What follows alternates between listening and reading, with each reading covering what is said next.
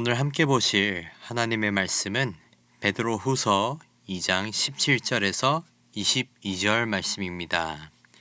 이 사람들은 물 없는 샘이요 광풍에 밀려가는 안개니 그들을 위하여 캄캄한 어두움이 예비되었나니 그들이 허탄한 자랑의 말을 토하며 그릇되게 행하는 사람들에게서 겨우 피한 자들을 음란으로서 육체의 정욕 중에서 유혹하는도다. 그들에게 자유를 준다 하여도 자신들은 멸망의 종들이니 그 누구든지 진 자는 이긴 자의 종이 됨이라. 만일 그들이 우리 주 대신 구주 예수 그리스도를 알므로 세상의 더러움을 피한 후에 다시 그 중에 얽매이고 지면 그 나중 형편이 처음보다 더 심하리니 의의 도를 안 후에 받은 거룩한 명령을 저버리는 것보다 알지 못하는 것이 도리어 그들에게 나으니라. 참된 속담에 이르기를 개가 그 토하였던 것에 돌아가고 돼지가 씻었다가 더러운 구덩이에 도로 누웠다 하는 말이 그들에게 응하였도다. 베드로 후서는 나그네 된 그리스도인들이 다가오는 어려움 속에서 어떻게 신실하게 살 것인가를 이야기해 주고 있습니다. 베드로가 여기서 핵심적으로 지적하는 문제는 바로 거짓 교사들에 관한 것이었습니다. 베드로전서는 환난과 핍박을 줄 문제로 다루었다면 베드로 후서는 이단으로 인한 가르침의 위험성이 더 큰 문제였습니다. 그 대표적인 이단들은 바로 영지주의자들이었죠. 당시 영지주의자들은 육체는 어차피 더러운 것이기에 일종의 도덕 무용론을 주장했던 것입니다. 오늘 본문 17절에서도 베드로는 이 거짓 교사들을 물 없는 샘이요 광풍에 밀려가는 안개라고 합니다. 다시 말해서 그들이 가르치는 것은 허울뿐인 거짓뿐이라는 것입니다. 마치 겉으로는 먹음직스러운 열매를 내보이지만 그 속은 과즙 하나 없는 메마른 것이라는 것입니다. 베드로는 그들을 위해 캄캄한 어둠이 예비되어 있다라고 하면서 18절에서 그들은 육체의 정욕 중에서 유혹한다고 경고하고 있습니다. 18절입니다. 그들이 허탄한 자랑의 말을 토하며 그릇되게 행하는 사람들에게서 겨우 피한 자들을 음란으로써 육체의 정욕 중에서 유혹하는도다. 마치 요한복음 6장에서 무리가 예수님께서 주시는 떡을 구하는 마음은 절실했지만 정작 예수님을 원하지 않았던 것처럼 거짓 교사들의 가르침의 유혹은 그렇다는 것입니다. 거짓 교사들의 가르침에 따르게 되면 성도는 예수님의 공급만 원하고 그 공급의 본질이신 예수님을 원하지 않게 된다는 것입니다.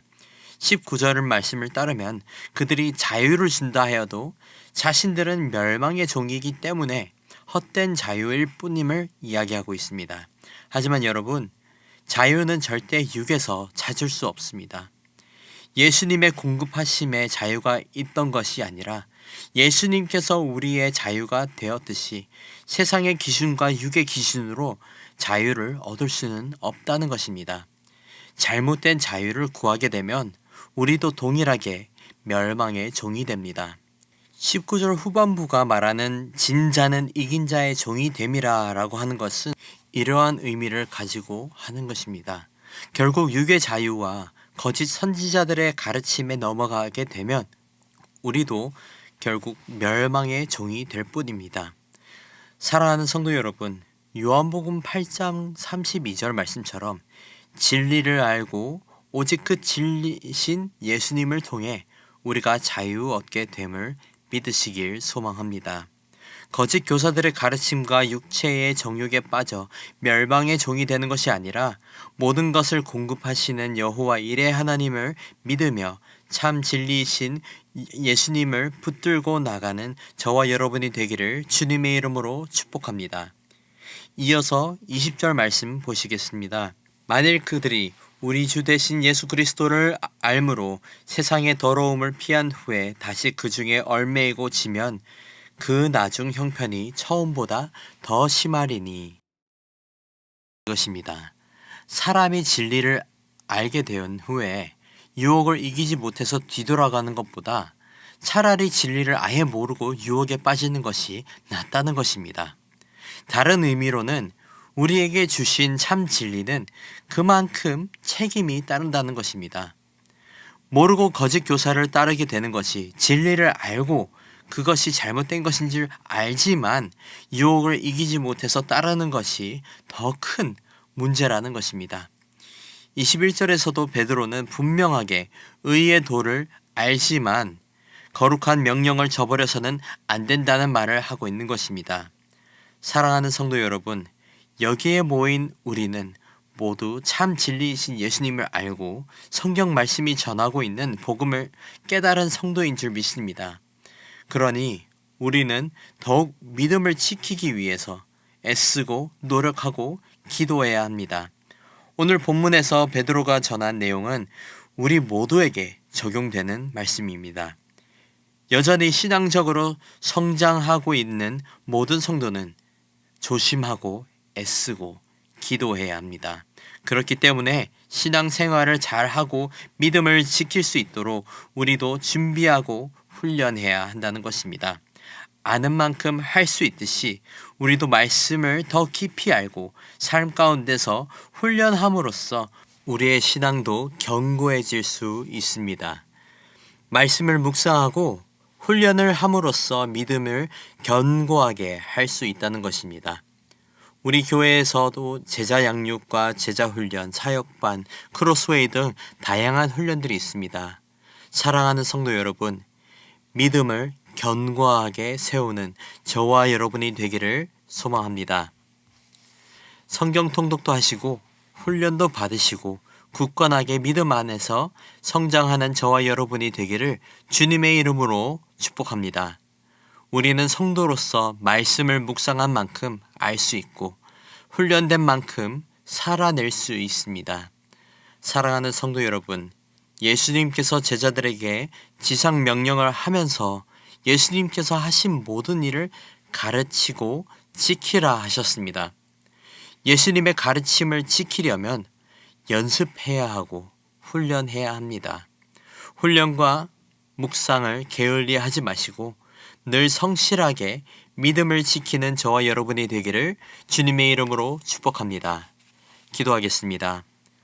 사랑과 은혜가 많으신 주님 감사합니다.